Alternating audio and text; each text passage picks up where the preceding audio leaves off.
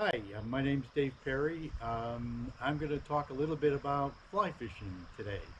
Now, one of the big differences between fly fishing and other kinds of fishing, spin fishing, is fundamental. Spin fishing, the weight is at the end of the line, where with fly fishing, the weight is in the line itself. This is a three-weight line matched to a three-weight rod, and all fly rods are indicated for the weight of line, so that it has the potential energy to throw the fly, hopefully where you want it to go. Not always, though, I must say. Now, fly fishing is obviously about imitating that which is happening in a stream, imitating a fly, or a nymphal form of flies in the stream at that time. There are uh, two forms of flies, basically, maybe three. One is a dry fly, which I have some examples here, and a dry fly imitates a fly that has hatched and is either leaving the stream or coming back down to the stream to lay eggs and die.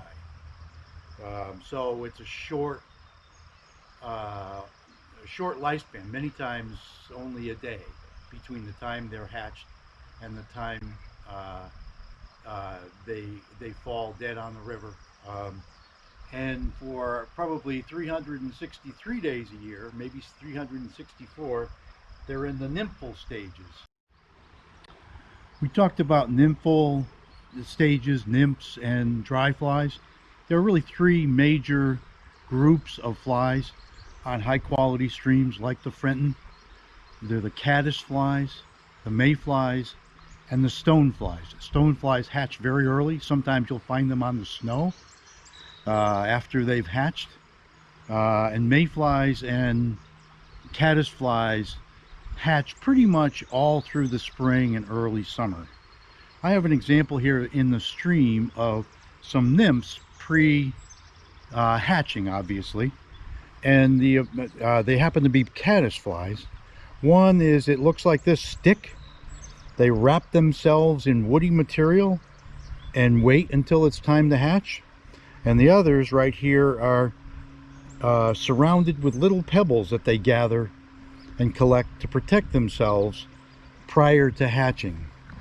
So they're pretty safe right now from the fish. It's when they hatch and rise up through the water column and then become flies and later on come down to the surface to lay their eggs that they become imitatable by a fly pattern of some sort. So I find it pretty amazing the way they can protect themselves from the vagaries of those that want to eat them.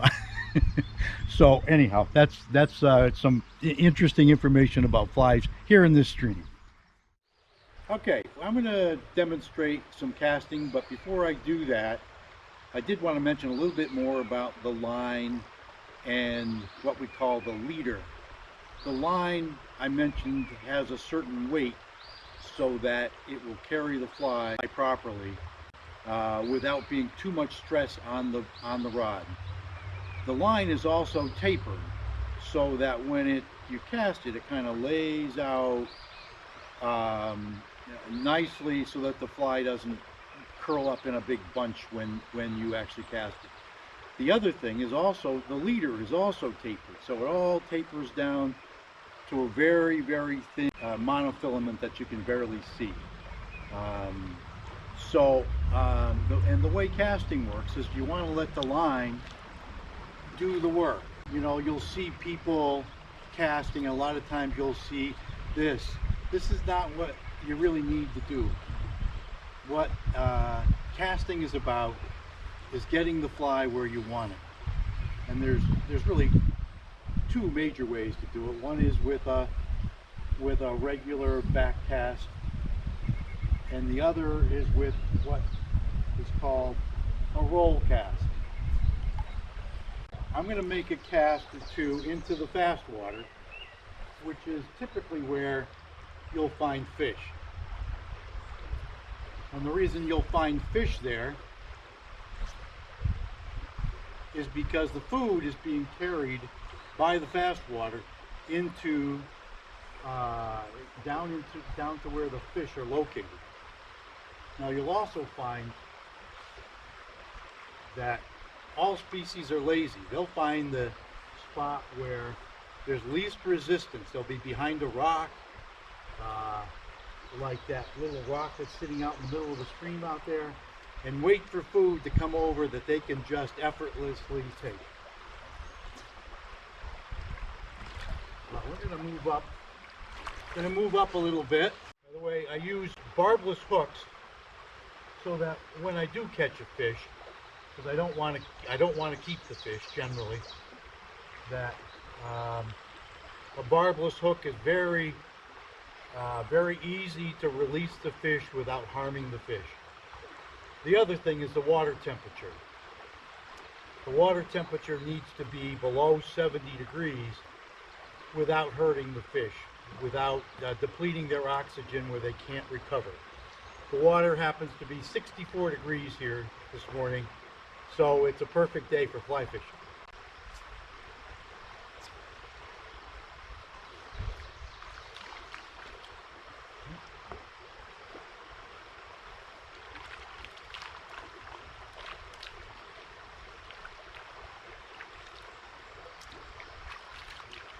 Now, I wet my hands so that I won't take the natural film off the fish. And what we have is a little brook trout.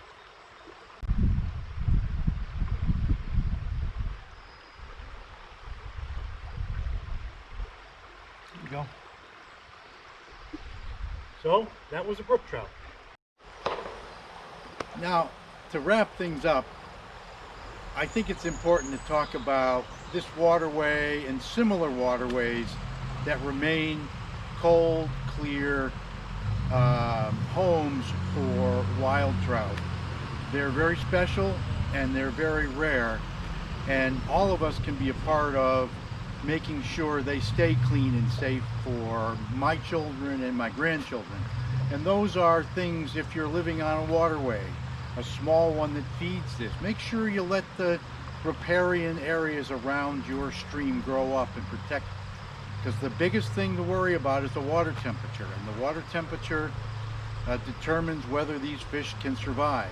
So the cooler the water coming into the stream, the more likely it's going to remain the beautiful fishery and the beautiful place to enjoy nature.